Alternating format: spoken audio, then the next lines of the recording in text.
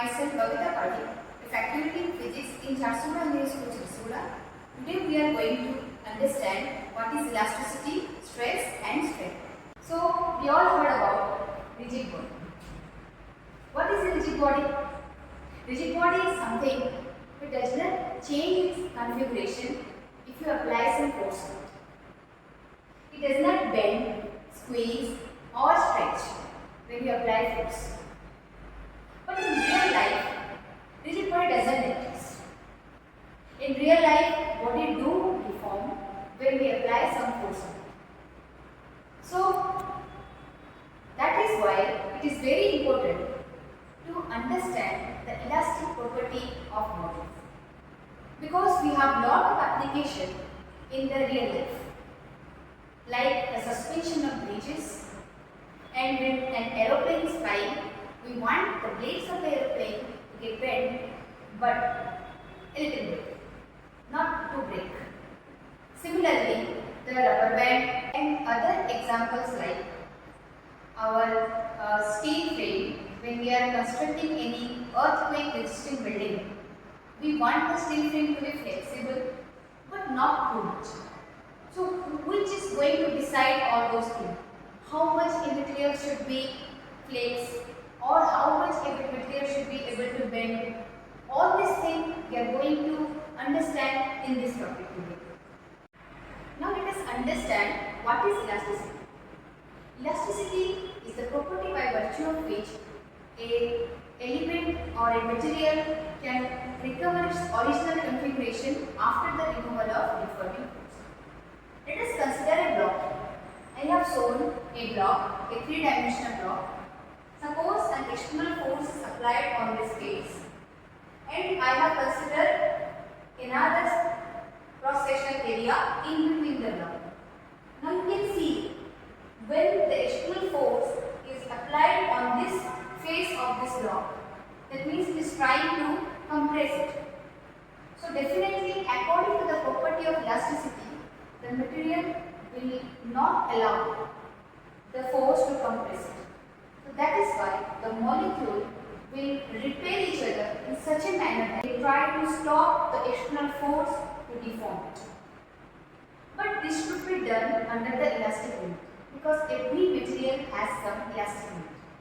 So now you can see here, if there are n number of molecules in these surfaces and every molecule is repelling every other molecule just because to maintain the minimum potential energy and the minimum distance which was previously there before the application of the force. So the sum of all the forces is equal to a force which is called the restoring force. Actually, restoring force is sum of all the forces that has been exerted by the molecules in order to stop the body to deform. Restoring force is equal to the external force. The external force. So, the restoring force is equal to the external force. Now let us understand the reason for elasticity. We will understand it from the academic view. I have shown the graph here. You can see the potential energy is taken along the y-axis and the distance between the molecule, that is the intermolecular distance, is given in the x-axis, and this is the curve. You can see here it is the higher potential energy and this is the lower potential energy. So you can see the curve is going in this way. So when you see when there is no force applied on a body, that is when the distance between the two molecules is OA as given by the graph here, that is R0. The molecules are under the minimum potential energy here at the point P. The potential energy is minimum. And every material, every substance want to stay in a minimum potential energy state.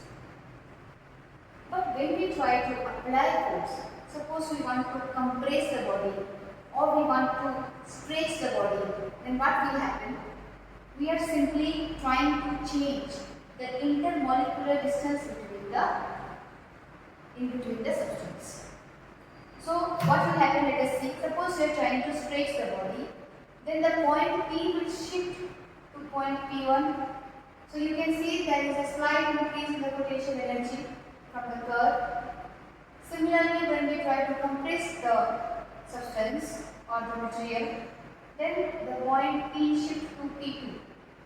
In both cases, P1 and P2, you can see the potential energy has increased, has gone above the minimum potential energy level. That is why, just to maintain the minimum potential energy, inside the body, a force that is called restoring force is trying to oppose the external force just to stop the changes in its configuration. And that internal restoring force per unit area is called stress. So stress is a very important concept of elasticity. It is the restoring force per unit area.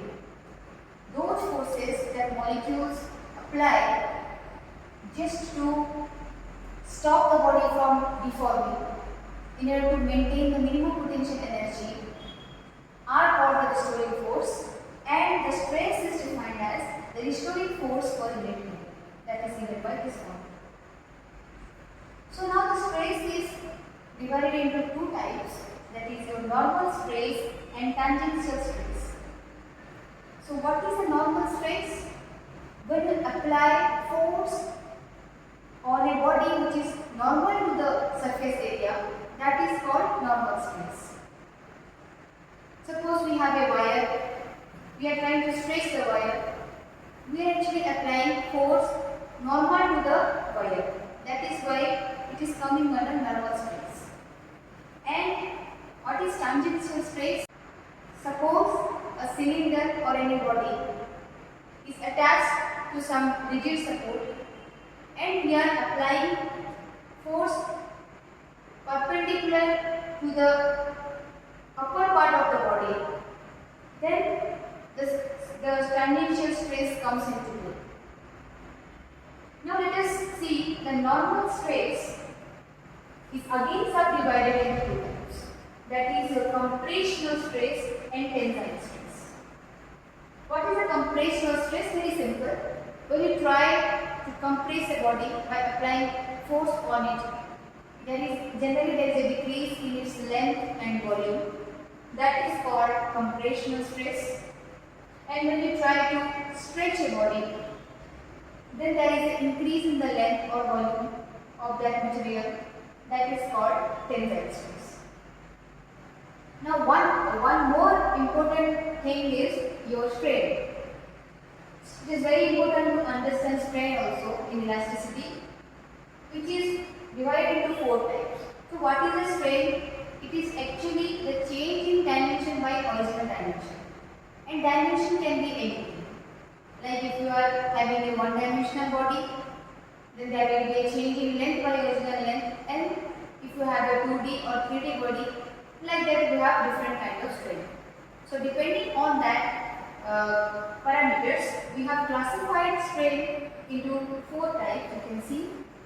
First one is the longitudinal strain. Second one is the lateral strain. Then volumetric strain, and then shear strain. Let us understand it one by one. So what is a longitudinal strain? Let us consider a wire here. The natural length of the wire is L, and I have attached one load which is applying some force mg downward, and due to this load, this wire gets stretched downward, and then we see that the length is extended a little bit. The change in length is delta L. Then the longitudinal strain is defined as, just like I said, that the original definition is change in dimension by original dimension. So here in this case, it will be change in length by original length. Similarly, another type is called lateral strain. Lateral strain is what? Suppose I have a cylindrical shaped object. You can see here it is a support and a cylindrical object is attached to it. And suppose I will apply some force downward, then the when the object will stretch downward, you can see there is a depression in the diameter. The diameter will be decreased. Same thing can also happen when you apply to compress it, then you can see the diameter is increased from the original diameter. So this lateral strain is defined as the change in diameter by original diameter. Let us move to the another type, that is volumetric strain. Volumetric strain is, suppose you have an object and due to the external pressure the object is compressed, and you can have another volume that is smaller than the previous one. Then the change in the volume will be the delta V, that will be delta V, and hence the volumetric strain is defined as delta V by V, the change in volume by original volume. Then comes the shear strain. Then comes the shear strain. That is, you can see shear strain. I have a rigid support and a cube-like object is placed here, and I have applied the force in this direction on the perpendicular face of the cube. So due to the application of the force,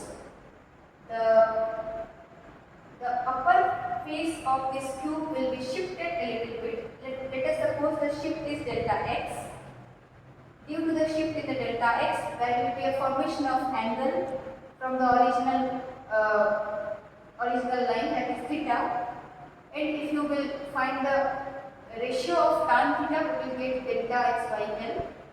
And as we know that when we do this type of shear strain, we cannot apply more force to it. We cannot expect more angle, larger angle, because this will break the object or may create crack in it. So it is a very small amount of angle that is formed due to the application of the force at the upper part of this face, which is perpendicular. So that is why in case of smaller angle, tan theta is equal to theta, almost approximately equal to theta. That's why we can say that theta is equal to delta x by L. That means if we define the shear strain, it will be the change in angle by the line which is perpendicular to the face of the cube. Okay. One more thing, strain is dimensionless. Because if you want to find dimension, the dimension of length is also in the numerator, the dimension of length is also in the denominator, hence both will cancel each other, and hence the strain has no dimension and no units. But stress has dimension, stress has unit. The dimension of stress is, that is m1, L minus 1 and T minus 2, and the unit of stress is Newton per meter square in SI system. So this is all about the introduction of elasticity and about the stress and the strain.